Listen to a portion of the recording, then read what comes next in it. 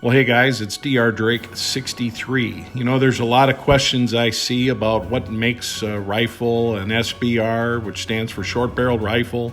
What are some of the rules and regulations? What are some things you can do to be compliant with the ATF? They have their rules and we have to live by them. So we're going to give a little brief refresher on that today. Hope you enjoy. You know, there's a lot of information that's available if you go directly to the Bureau of Alcohol, Tobacco, and Firearms website regarding what the specific rules and regulations are concerning a short-barreled rifle, barrel length, what's legal, what you need a tax stamp for, and all that kind of stuff. So I strongly suggest, rather than just take my word for it, go straight to the source, and if you have any questions, you can also contact them directly. I've found that those folks will answer the phone and they will talk to you. I know a lot of people don't like the idea of having a regulatory agency given the wording of our Second Amendment, but the fact of the matter is it does exist. They make the laws of the land, and actually Congress does, but they make the regulations to the laws of the land. And whether you like it or not, we live under those laws, and it's a good idea to make sure that you keep yourself in compliance, because if you don't and you get caught, you're doing some jail time, and that's not anything I don't think any of us wants to do. I'm going to probably hear from some people, whether it's here or if I post this to social media, that are going to accuse me of being a sheep or a slave or whatever because I'm listening to what the ATF says. And I guess all I can say, guys, is I can't think of a more completely asinine thing to do than to beat your chest on social media and claim that you're not going to observe laws as a firearms owner. Let's talk a little bit about the details of short-barreled rifles and what the rules and regulations are as pertaining to the most common question that people ask, and that is, what makes something a pistol and what makes something a rifle? Now, what you see before you is a registered legal short barrel rifle. It's an SBR. And how this took place is I registered this lower receiver. I registered this with the Bureau of Alcohol, Tobacco, and Firearms as a SBR lower receiver. So here's what that means. That means that, number one, I can either have a fixed or adjustable stock on a standard 6-position buffer tube, just like that, or like I said, a fixed stock. Okay. This, when I purchased this, was an unspecified lower receiver. In other words, it wasn't registered really as anything until you make it something. And what I decided to first do was make this a pistol. And I turned the pistol into an SBR rifle by going through the approval process. Now you might notice right off the bat that this is an interchangeable part with this lower receiver right here that has also a 6-position tube. So there's absolutely no difference between this and this, other than, as far as the Bureau of Alcohol, Tobacco, and Firearms concerned, this is a registered short barrel rifle. So this receiver must always have a barrel with a length of under 16 inches on it. I cannot turn this back into a rifle. So what does that mean? Like I said, you've got parts that are interchangeable.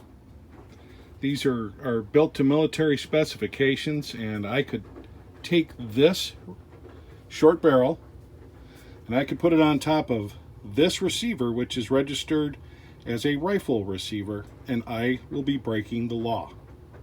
Pretty serious law at that. Could have jail time up to 10 plus years in prison. You can look that up. So I'm not even, for purposes of saying for demonstration only, am I going to mate this to this.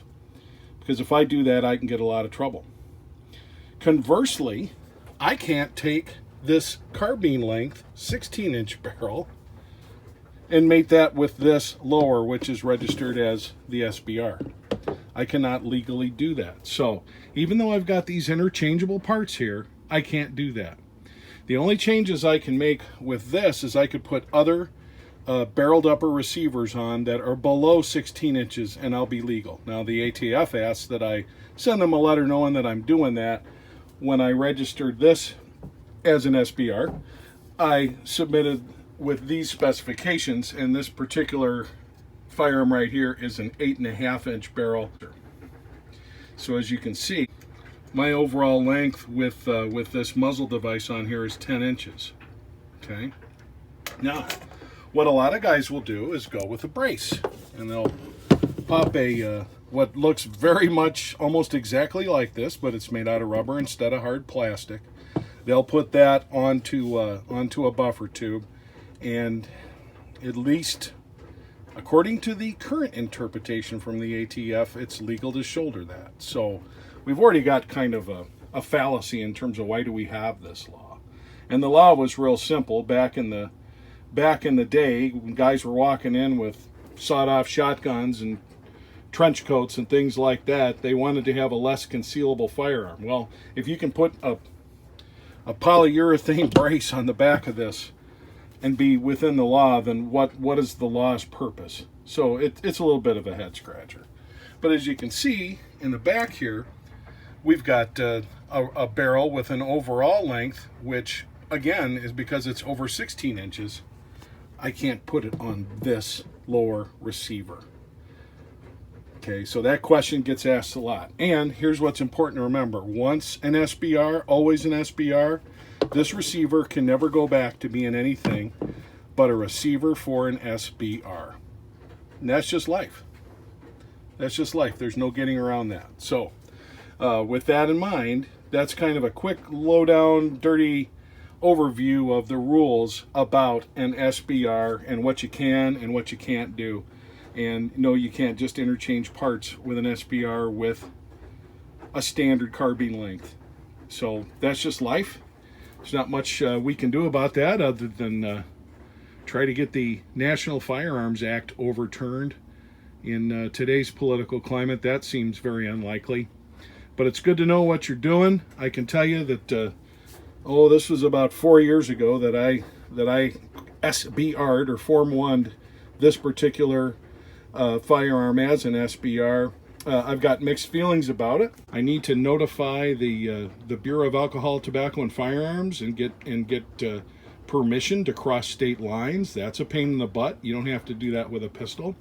You can legally, in places where you can hunt with a pistol, you can take a pistol, an AR pistol, and use that. You can't with this because this is a rifle. So I kind of went through the process more than anything out of curiosity, and plus I wanted to be able to put any stock I wanted on here.